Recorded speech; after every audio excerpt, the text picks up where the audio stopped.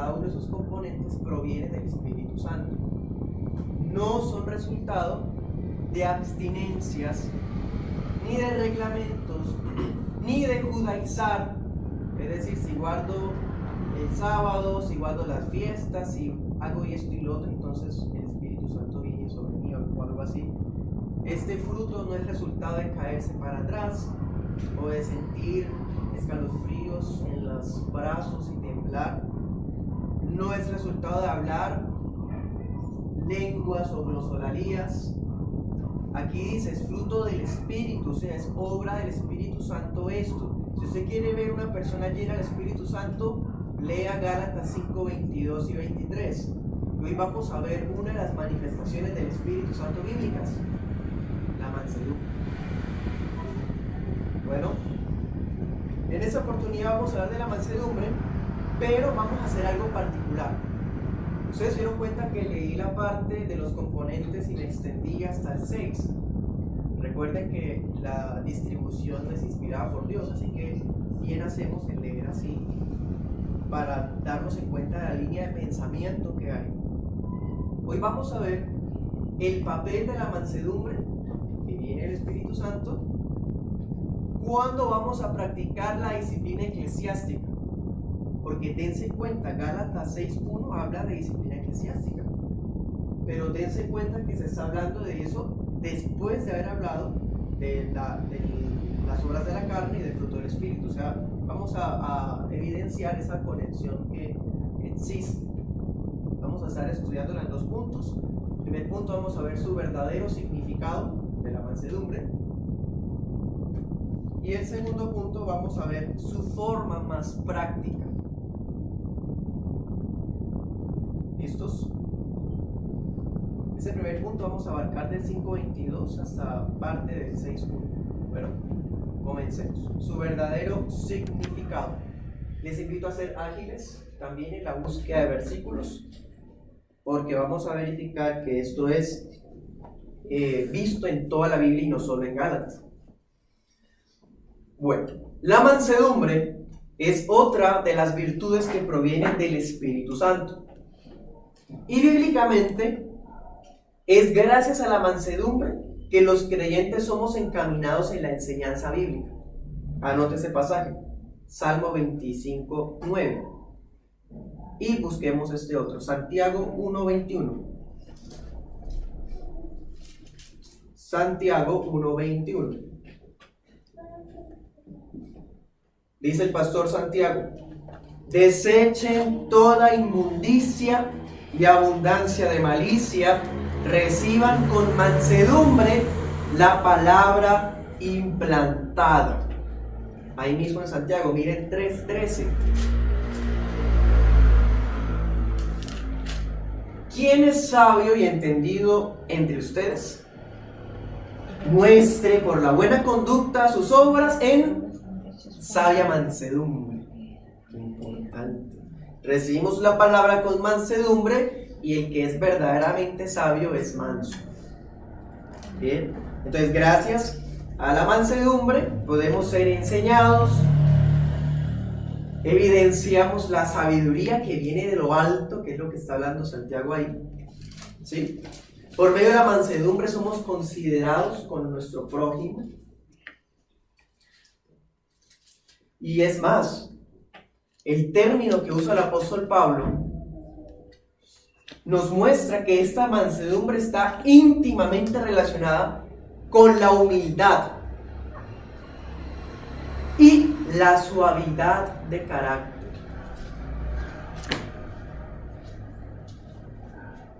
Ojo con eso. Tristemente, en Colombia a veces se asocia pobreza material con humildad. Nada que ver, nada que ver. Aquí estamos hablando de humildad, asóciala con la suavidad de carácter. Un carácter, ¿sí? La expresión es muy clara, muy sobria, tranquilo. Y estas cualidades quizás están en mayor o menor medida en unos que en otros, pero deben estar en todos los hijos de Dios. Todos debemos ser formados para aprender mansedumbre. Porque el fruto del Espíritu es una sola cosa y usted no puede escoger cuál va acorde con su personalidad. Si su merced es una persona impulsiva, iracunda, problemática, también a usted le toca ser manso, aprender mansedumbre. Y si por otro lado su merced es más bien tranquilo, más bien pasivo, introvertido, también le toca aprender mansedumbre. Porque es el fruto del Espíritu. Es más, la manifestación, usemos esa expresión de adrede, del Espíritu Santo en la vida es los 9 componentes entre los cuales está la mansedumbre. Entonces no es si queremos, eso se va a fluir, también dicen por ahí. Va a resultar eso en nuestras vidas. No olviden que Dios trabaja en pro de los mansos. Anoten este, Salmo 76:9. Esos otros versículos, si usted hace devocional familiar, aproveche y léalos en casa con su familia. Los que no alcanzamos a leer hoy, son muchos que tengo por acá. Entonces, hermanos, definitivamente esto es un llamado para todos los cristianos. Miremos Efesios 4:2. 4:2, Efesios. Ahí despuesito dice el apóstol: les ruego, anden, dice, con toda humildad y mansedumbre. ¿Ven cómo asocian ambas cosas siempre? Soportándose con paciencia los unos a los otros en amor, solícitos en guardar la unidad. Esto es mansedumbre. La mansedumbre que me lleva a ser humilde, a soportar al hermano, a ser paciente, a guardar la unidad, a no desligarme o amputarme de la iglesia porque ya me ofendieron, me sentí ya enojado, entonces me voy porque yo soy libre en Cristo. Bueno, solícitos en guardar la unidad. Y eso es el resultado de la mansedumbre. ¿Sí? Es un llamado de todos los cristianos. También anote este otro, Tito 3:2. Pero saben, aunque eso viene dentro del fruto del Espíritu, no podemos negar que este fruto necesita madurar. Cada uno de los componentes necesitan madurar. Eso lo vimos con el amor. Hoy viéndolo en la mansedumbre también. ¿Cuál es el mejor lugar para que estos componentes maduren? La iglesia local. Alguno puede decir, el matrimonio. Sí, amén, por supuesto. Pero es que con el matrimonio ya hay un deber de por sí. En cambio, hay algunas personas que dicen, ¿yo por qué tengo que aguantarme a este fulano extraño que no es ni familia mía? Ya suficiente tengo en mi casa con mi mujer o con este hombre. ¿Ven? Por eso entonces vamos a insistir un poco en que esta manifestación del Espíritu se ve más bien en la relación con la iglesia local. Por supuesto, se ve en el hogar y demás, pero aterricémoslo acá, que ese es el propósito de Pablo. Pablo le está escribiendo acá a iglesias en Galacia que estaban sufriendo de cosas que son todo lo contrario a la mansedumbre, porque les faltaba mansedumbre. A propósito, dense en cuenta que de todos los 9 que menciona, la mansedumbre es el único que él se concentra en hablar. Dicen, lean el 6.1 para que recordemos: restáurenle con el espíritu de mansedumbre. ¿Sí? O sea, era el componente que quizás más falta hacía en estas iglesias. Sigamos adelante. ¿Cuál es el antónimo de la mansedumbre? La jactancia, el orgullo, la ira. Todo eso es lo contrario a la mansedumbre. Es más, dice en 1 Pedro 3:15, por medio de la mansedumbre es que podemos hacer defensa de la fe. 2 Timoteo 2:25 también nos dice que vamos a tratar de enseñar a los que se oponen con mansedumbre por si quizás, ¿se acuerdan? Si Dios les concede que se arrepienten, entonces la mansedumbre es importante y se refleja también aun cuando compartimos con otros. Por eso es que no necesariamente hay que cortar de una vez las relaciones con las personas, sino al máximo a través de la mansedumbre, ¿sí? Intentar hasta lo sumo, como dice 2 Timoteo 2:25, por si quizás. Bueno, ahora, todo esto suena muy lindo, romántico, pero todas esas descripciones se habían vuelto un mero idealismo en las iglesias de Galacia. Y en muchas iglesias locales pasa que esto suena un bonito mensaje desde el púlpito, que me recuerda a un amigo que tuve hace muchos años, me recuerda a un pastor tal que hasta allá falleció, porque eso aquí en mi iglesia ya no hay, ya eso todo se perdió, imagínense. Hermanos, miren los problemas que estaban ocurriendo en la iglesia de los Gálatas. Miren 5:13. 5:13 de Gálatas. Dice, solamente que no usen la libertad como ocasión para la carne. ¿Sí? Ahora miren 6:2. Sobrelleven los unos las cargas de los otros. 3. El que se cree ser algo no siendo nada, a sí mismo se engaña. Miren, esos son los problemas principales en la iglesia de los Gálatas. Se estaban basando en la gracia y en la libertad cristiana para vivir una vida de libertinaje.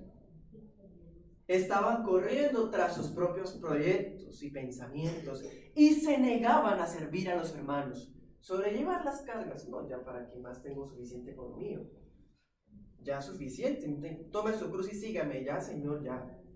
Y si toca ayudarle a la cruz, con la cruz a los otros, hermano. Dice, sobrelleven las cargas de los otros. Y algunos no lo estaban haciendo, ¿por qué? Porque se creían ser algo, no siendo nada, les dice Pablo. Impresionante. Entonces, hermanos, ¿por qué esta iglesia estaba actuando así? Estas iglesias. Pablo les estaba diciendo, debido a la indiferencia, debido a que algunos tenían un alto concepto de sí mismos. La mansedumbre nos guarda de tener un alto concepto de nosotros mismos o de tener un concepto de inferioridad. Son dos extremos, hermano. La mansedumbre nos muestra quiénes somos en Cristo y no nos va a dejar ni inflarnos ni tampoco recaer por allá en una especie de depresión o algo así. Bueno, miren esto, es que es irónico, hermano. Estos Gálatas se creían creyentes maduros, maestros espirituales. Recuerden el problema con los judaizantes, se creían más la iglesia de las raíces hebreas, pero no eran mansos. Creían que la manifestación del Espíritu Santo era acatar y cumplir reglamentos, tradiciones. Y no había mansedumbre, antes se mordían. ¿Se acuerdan lo que decía el versículo de ahorita? Irritándose unos a otros, mordiéndose, vanagloriosos, 5:26. Entonces, ¿qué dice Pablo? Ustedes que son espirituales, si alguno fuere sorprendido en alguna falta, 6:1, restáurenlo con espíritu de mansedumbre. Entonces, se creían espirituales o por lo menos estaban andando en esas ideas anticristianas de los judaizantes, pero no estaban interesados en restaurar con mansedumbre a los que habían fallado. Ahora, estas palabras van dirigidas a aquellos hermanos que no habían sido arrastrados por la corriente judaizante, para que tuvieran compasión de los que sí hasta se habían circuncidado algunos. Pero también aplica para otros que habían pecado en otras cosas, algunos que habían aprovechado la libertad cristiana para vivir como les parecía. Entonces, hermanos, seamos un poco más prácticos con este ejemplo. Pensemos esto. ¿Cómo reaccionamos ante la confrontación de nuestro pecado? Cuando a usted se le confronta por su pecado, ¿cómo reacciona?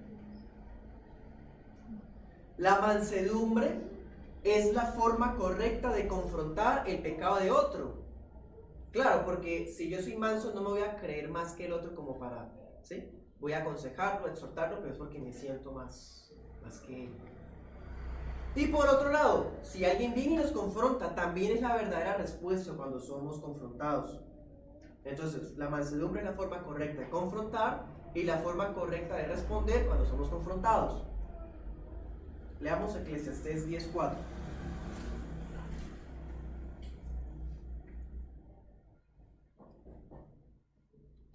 Eclesiastés 10:4 dice,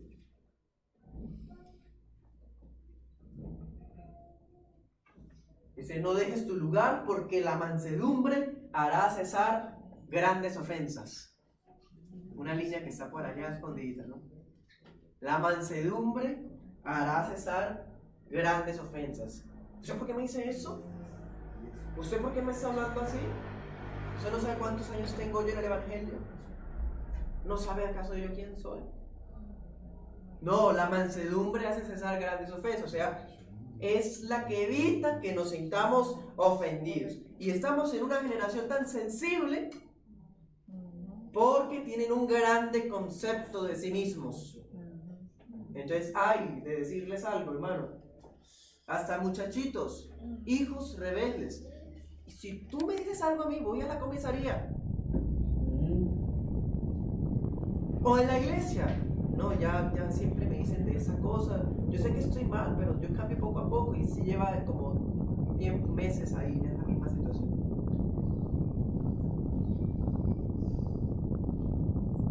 Comenta John Stott. Cuando el que es verdadero hermano recibe la admonición, o sea, la exhortación, lo apreciará. En cambio, el necio se comportará desafiante y lo rechazará. Claro, porque el Hijo de Dios es manso. Entonces, cuando le estamos confrontando, él va a agachar la cabeza y a decir cielo. O quizás va a decir, hermano, no es tan así, entiendo lo que quiere decir. He tenido esta y esta lucha. ¿Sí? Pero va a ser siempre humilde, va a decir, no, usted me está calumniando. Usted está diciendo algo que es una mera impresión, no me juzgue de esa forma. Ay, no hay mansedumbre. El verdadero hermano no va a actuar así, hermanos. ¿Quieren más ejemplos prácticos? ¿Cómo son nuestras mujeres en nuestras iglesias? ¿Son nuestras mujeres ejemplo de sumisión y mansedumbre? ¿O son ejemplo de empoderamiento? Todo lo contrario, ahorita se le pone así, pero es el espíritu de las del mundo. Las mujeres creyentes son mansas. Otro, cuando usted es ofendido o ocurre algo contrario a como lo había planeado, usted es de los que busca reivindicaciones. O sea, busca la manera de arreglar las cosas como de lugar, o cuando le dicen algo se justifica. Somos de los que dicen no se deje. ¿Sí? De la cultura del no se deje, la cultura mundanal. Somos de los que hacemos todo lo que está a nuestro alcance para limpiar nuestro buen nombre.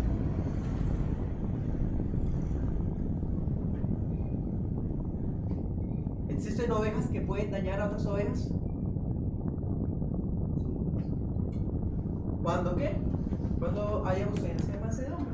Y eso estaba ocurriendo con los Gálatas. Volvamos para allá. La iglesia de los Gálatas estaba pasando eso, hermano. Una iglesia real, como esta, y como la iglesia de Girón. Pero miren esos 6:1. Importante. Hermanos. Estaban envidiándose, irritándose, les faltaba mansedumbre, estaban cayendo en la herejía judaizante, y Pablo les dice, hermanos, no desecha la iglesia ni la desacredita, no le dice a ellos de una vez que son una secta, no les dice de una vez que son hijos del diablo, sinagoga de Satanás, no, porque hay esperanza. Hay esperanza, y algunos de esa iglesia eran hijos de Dios, que es más, cuando recibieron la carta, fueron redarguidos por el Espíritu Santo. Esas iglesias se restauraron, y los judaizantes fueron, se piensa, con base en algunas líneas, que los judaizantes fueron excomulgados, pero las iglesias permanecieron tranquilas. ¿Ve? A pesar de las falencias, hermano. No es que yo ya me voy de esa iglesia porque esa iglesia perdió, es que antes era tan linda, tan amorosa, pero ya no, ya me siento incómodo, como que, no, hermano, manso, jamás hablaría así.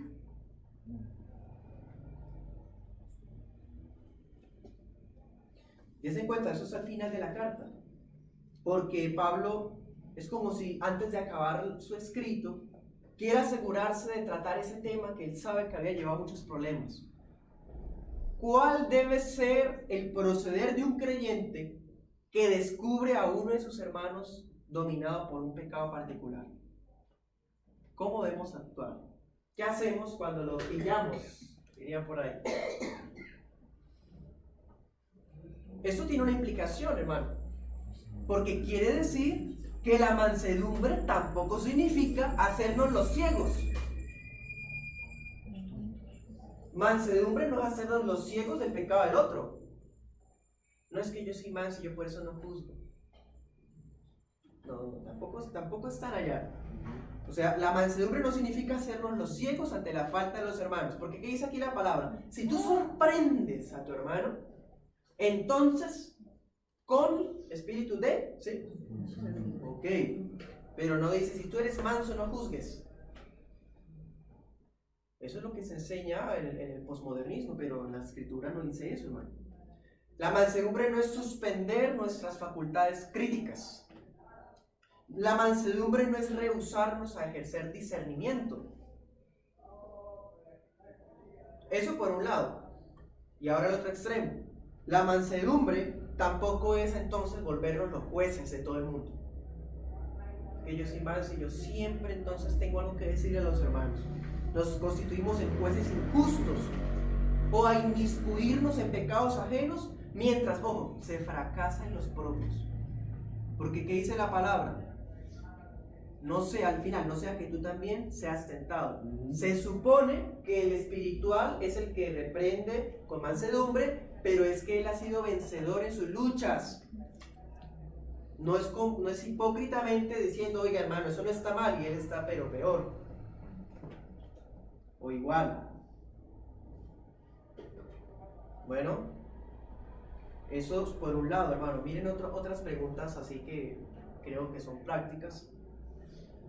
¿Qué se puede pensar del creyente que se dirige a su hermano solo para corregirlo? Sus charlas, cuando conversa, siempre es para algo para corregir.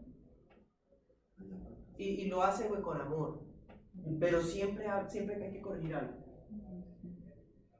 O sea, tampoco es hacernos los ciegos, pero tampoco el juez que siempre tiene algo que decirle. ¿Qué se puede pensar del creyente que toma una actitud recalcitrante y chantajista?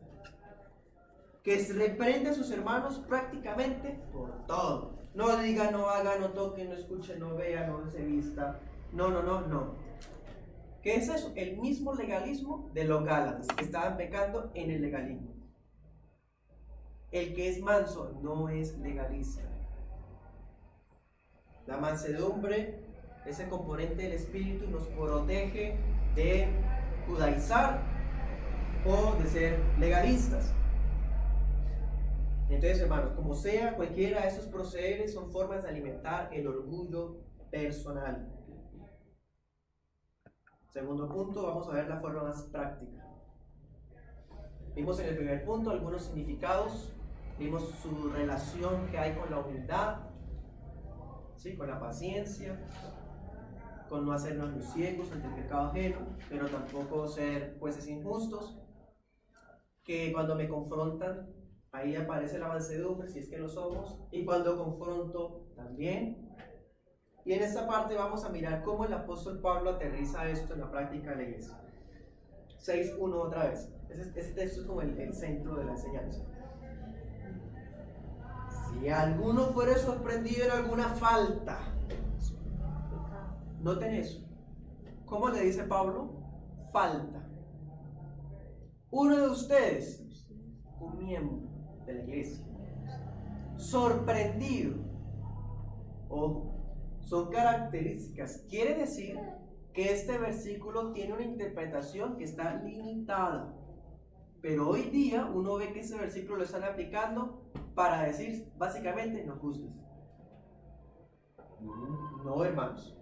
Pablo, aclaremos, Pablo no está hablando de pecados voluntariosos. Si alguno fuere sorprendido, o sea, ya ahorita voy para allá. no está hablando de pecados voluntariosos, no está hablando de comportamientos reincidentes. El versículo tampoco está hablando de actos que ya fueron censurados por la disciplina eclesiástica. Pablo no está hablando de esto.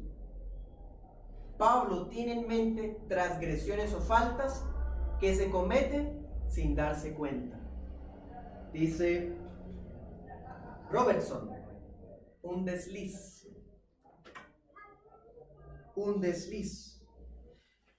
Comenta Kittel, sin darse cuenta, pero que han atrapado al creyente y se ha vuelto un hábito por descuido. Comenta Kittel, abro comillas, el punto es la sorpresa, el ser desprevenido en una falta. En este caso se exige una restauración amorosa, no una censura sin amor. Cierro comillas. De eso está hablando acá.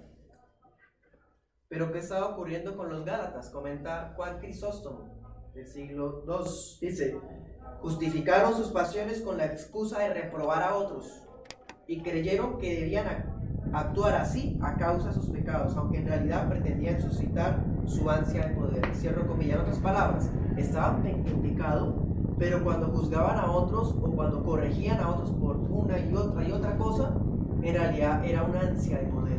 Los colocaba en una posición, ¿sí?, para ignorar que ellos estaban en pecado, en la herejía judaizante. Entonces, hermanos, Gálatas 6:1 no puede tomarse para restaurar con mansedumbre al testarudo. El versículo no aplica para el testarudo, para el que peca escandalosamente dentro de la iglesia, porque para eso hay otros versículos que tratan sobre disciplina eclesiástica. Aquí está hablando eso, hermanos, si alguno de ustedes es sorprendido en alguna falta, sorprendido en una transgresión como un desliz, los espirituales, o sea, los que tienen la mansedumbre, el fruto del espíritu, ellos, ¿qué dice? Restáurenlo, ¿sí? Ellos son los que pueden restaurar a ese hermano que ha caído y no se dio cuenta.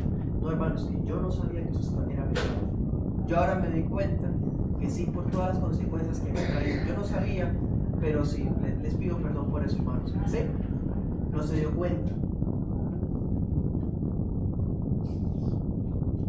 Entonces, el espiritual lo podía restaurar. ¿Qué significa restaurar?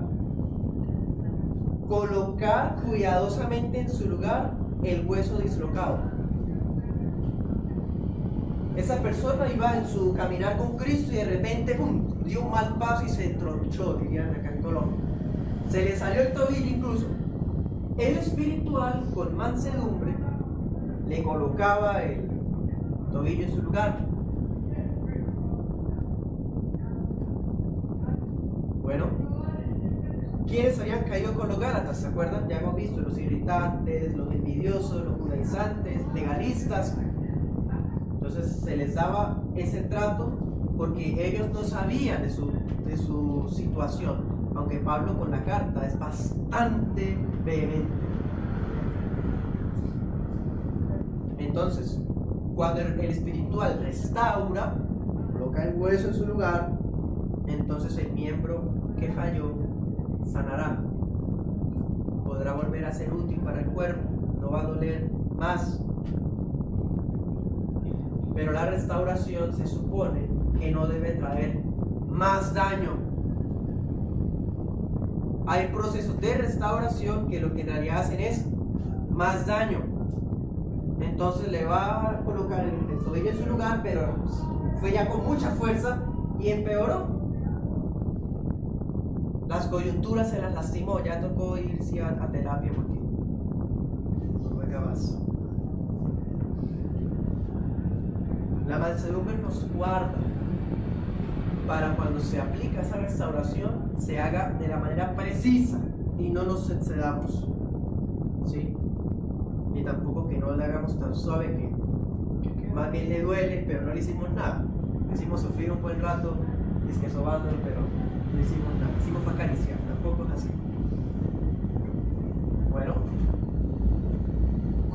podría traer más daño un proceso de restauración?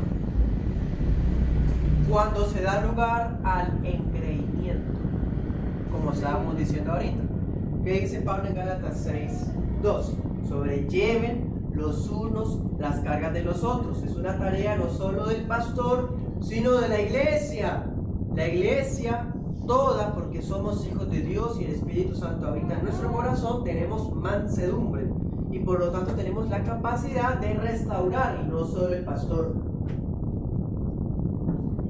Bueno, pero el engreimiento es cuando yo, que soy más espiritual, soy mejor que ese hermano, voy y me acerco con ese aire inflado.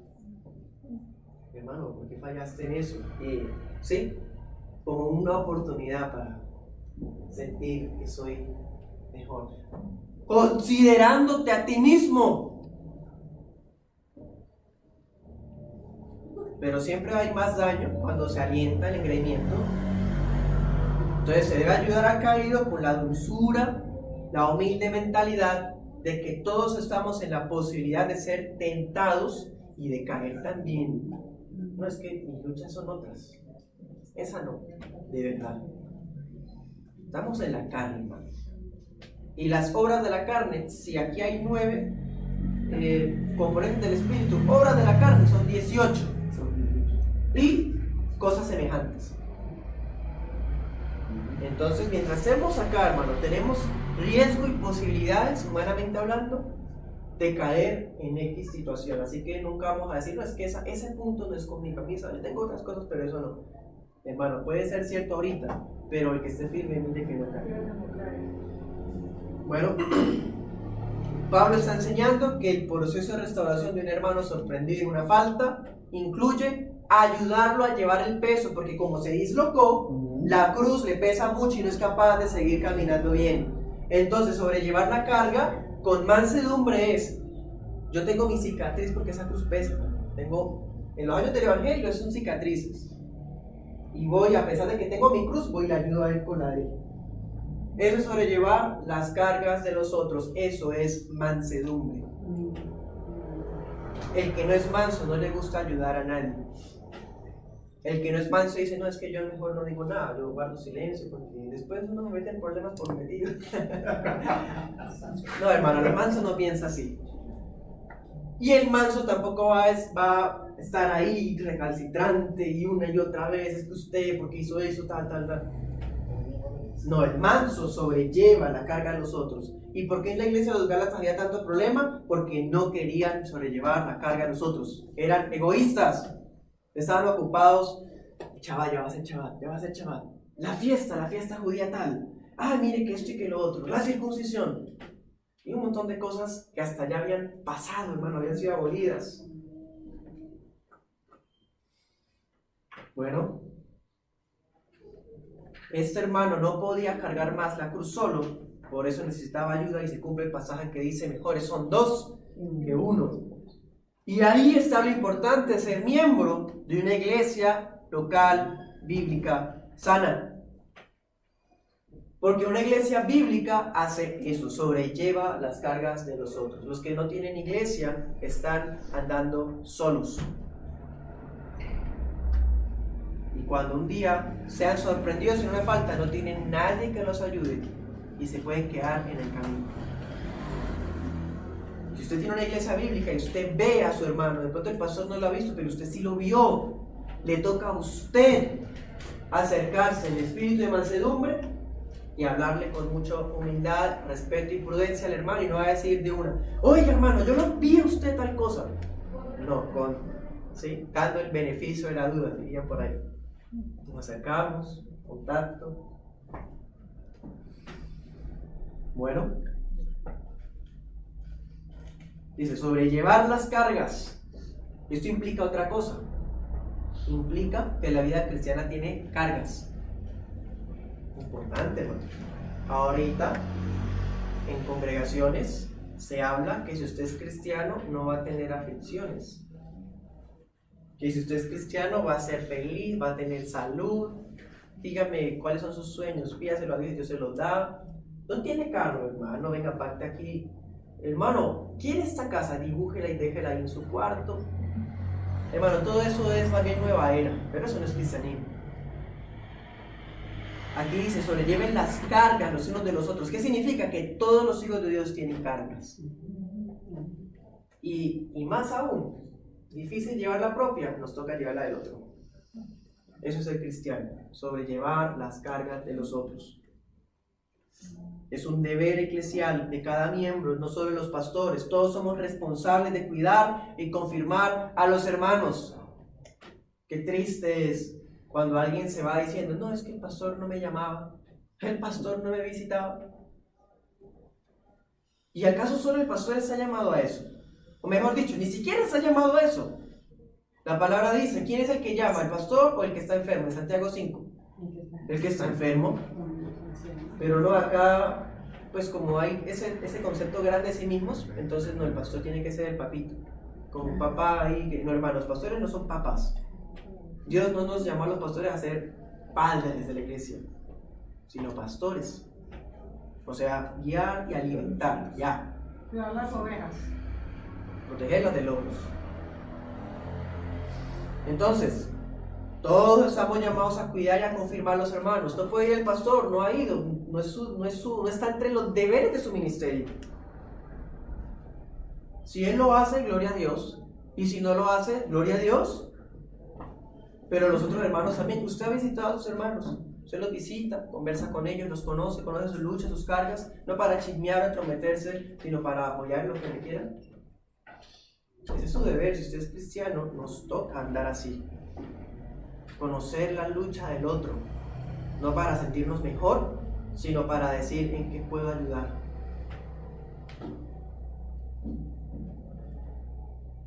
Sigamos adelante, versículo 2 dice, sobrelleven los unos las cargas de los otros y cumplan así la ley de Cristo. Esa es la ley del cristiano.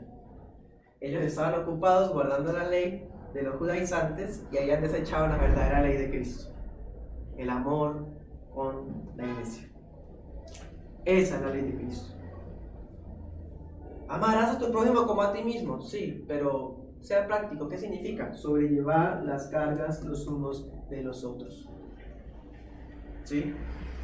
Ellos debían aprender a sobrellevar la carga de la ley de Cristo, que es el amor, en vez de la carga de la observancia de la ley mosaica. Pero esto no es tarea fácil, hermano, insisto.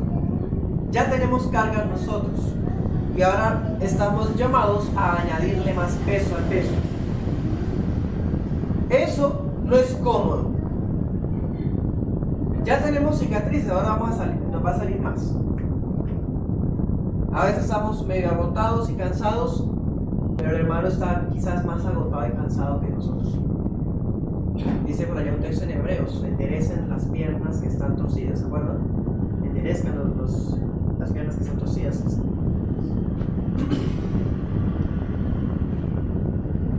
Entonces, no se trata de llevar nuestra propia cruz, sino de ayudar al débil con la suya.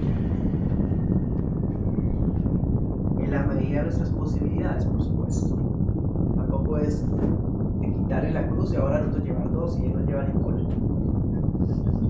El asistencialismo tampoco es de Dios. O sea, tampoco al extremo. Somos cristianos, no somos socialistas.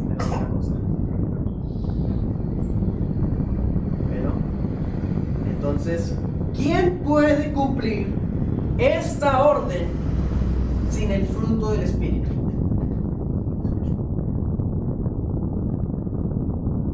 Sin el Espíritu, hermano, eso no es posible, porque dice que Espíritu y mansedumbre. Sin el Espíritu Santo esto no. En el tiempo de Pablo había un movimiento filosófico que se llamaba estoicismo, y ese movimiento enseñaba que cada quien tenía que llevar una vida individual, prácticamente alejados, llevando sus propias cosas cada quien, ¿sí? El cristianismo es todo lo contrario de eso. En el cristianismo se dice, las cargas se llevan en comunidad. La fe cristiana es de iglesia, de comunidad. La fe cristiana jamás es individualista. Eso no existe, eso es una falsa fe. Bueno, mira el versículo 3, 6.3, dice, el que se cree ser algo, no siendo nada, a sí mismo se engaña. Los que no andaban en la verdadera ley cristiana eran los que se creían ser algo sin ser nada. Los términos griegos que usaba Pablo acá es como si dijera, él se cree un número grande, pero es un cero.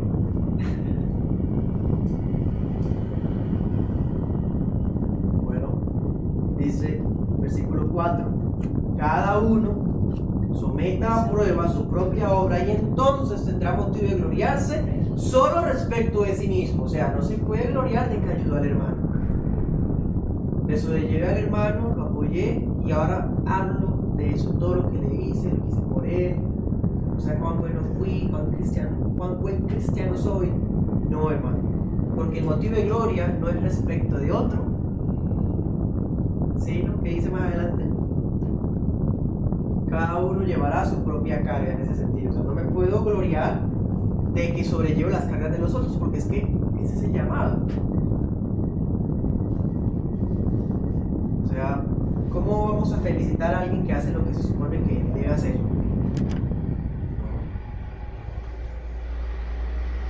Es que yo soy un buen hijo, yo soy un buen padre. Bueno, pues es que eso le toca, porque es cristiano. No hay cristianos malos hijos o cristianos malos padres. Debemos propender a hacer como dice la palabra, hermano. Bueno, sobrellevar las cargas de los hermanos supone otra cosa. Implica que todos tenemos cargas, pero implica también que requerimos amor. Yo no voy a ayudar a alguien incomodándome a mí mismo si yo no lo amo. Cuando yo no amo, pues ¿para qué me voy a esforzar por algo o por alguien más? Qué pereza, qué fastidio, qué incomodidad. No, el amor nos va a llevar a actuar con un sincero afecto, sin colocarnos por encima de ellos, sin descubrir las faltas.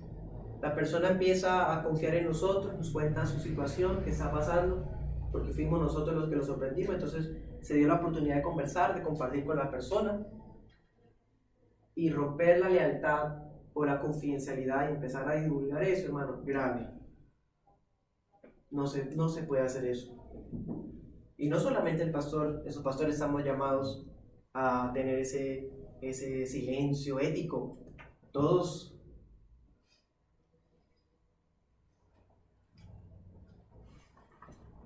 Bueno. Entonces, con las iglesias de los Gálatas, ellos estaban cayendo en legalismos, tenían un alto concepto de sí mismos, y todo era porque la raíz del problema habían olvidado la mansedumbre que viene del Espíritu. La mansedumbre que viene del Espíritu.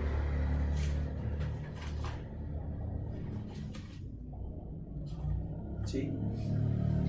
Para terminar, miremos versículo 4 y 5 nuevamente. Cada uno someta a prueba su propia obra y entonces tendrá motivo de gloriarse. Versículo 5, cada uno llevará su propia carga. Versículo 6, el que es enseñado en la palabra haga partícipe de toda cosa buena al que lo enseña. Alguno podría decir, bueno, ¿por qué llegó hasta el 6 y el 6 como que habla otra cosa? No, hermano, lo hice adrede para que vean cómo se conecta todo impresionantemente. Con el versículo 4 implica que debemos autoexaminarnos al momento de corregir a un hermano. Su merced se da cuenta de una situación particular, un desliz, un pecado X, una transgresión, una falta, así como le dice Pablo. Antes de acercarse, usted tiene prácticamente el deber de conciencia de acercarse porque fue usted que vio. Pero antes de hacerlo, espérese y medite. ¿Qué obra lo ha caracterizado recientemente a usted mismo? ¿Qué lo está motivando para ir a confrontar al hermano? ¿Será que hay una ínfula ahí de crecimiento? Y si la hay, desinfla un poquito. Y cuando ya se desinfla y se acerque. ¿sí? Para cuando confronte lo haga bien. ¿Cómo esperaría que le abracen a usted si usted fuera y hubiese caído? ¿Sí? Piensen en esas cosas. Cuando ya está usted tranquilo de que no lo va a hacer por orgullo o algo por el estilo, acérquese, porque te toca así acercarse, hermano. Hágalo. Eso es ser cristiano. Y ofrézcale su ayuda al hermano. Sobrelleve. Quién sabe si Dios lo está usando a usted para consolarlo. ¿Cierto? Entonces, hermanos, otra cosa, nunca olvidemos que brindar una palabra de exhortación o una palabra de consejo no nos pone por encima de nadie. Bueno, y cada quien seremos responsables ante el tribunal de Cristo. De hecho, una parte de esta mansedumbre es precisamente hacer partícipe de toda cosa buena que nos enseña. Porque si vamos a mirar dos formas prácticas que Pablo muestra de la mansedumbre es, primero, cuando sorprendo a un hermano, mi actitud, y segundo, mi reconocimiento con el que me enseña. Ahí está la mansedumbre. Se puede creer que hay creyentes que dicen, no, es que trabaje en otra cosa, o sea, todo es trabajo. Una vez escuché a alguien decir así, eso es falta de mansedumbre. La mansedumbre no solamente no nos infla a nosotros, sino también nos permite valorar a lo que hacen los demás. A la iglesia de los Gálatas, los pastores estaban siendo menospreciados. Y una prueba de eso es, estaban concentrados, estaban, absortos, sorprendidos, wow, deslumbrados con los judaizantes, y a los pastores ya no les pagaron más, ya no les ponían cuidado. Impresionante. No, hermano. Esto no está desconectado del contexto. El Espíritu Santo que da la mansedumbre para tratar al hermano caído es el mismo que nos capacita para reconocer a los líderes de la iglesia. Bueno, entonces, hermanos, dense cuenta, todas estas cosas solo se pueden cumplir en el seno de una iglesia. En el seno de una iglesia. Y otra cosa, no solamente venir cada 8 días, porque qué difícil es permanecer estables en una iglesia local lidiando con las fallas de los hermanos, a veces las mismas y una y otra vez. Y dice Pedro, Señor, pero ¿cuántas veces tengo que perdonarlo? Y dice el Señor, 70 veces 7. Entonces, cuando pasen las 70 veces 7 en un día, 70 veces 7 más 1 en un día, ese día podemos irnos de la iglesia por una ofensa. Entonces, de verdad que hay creyentes que son más difíciles que otros. Pero si Jesús llevó nuestras cargas cuando éramos enemigos de Él, ¿quién puede eximirse de sobrellevar las cargas de sus hermanos? ¿Quién? Nadie. El Señor Jesús, es más, el Señor, Isaías 8:6 dice, Él es las aguas de Siloé que corren mansamente. Él es el Rey manso y humilde de corazón. Mateo 21:5. Él, quien es la mansedumbre perfecta, nos capacite, nos enseñe a ser una iglesia también mansa como lo es nuestro Señor. Amén. Amén.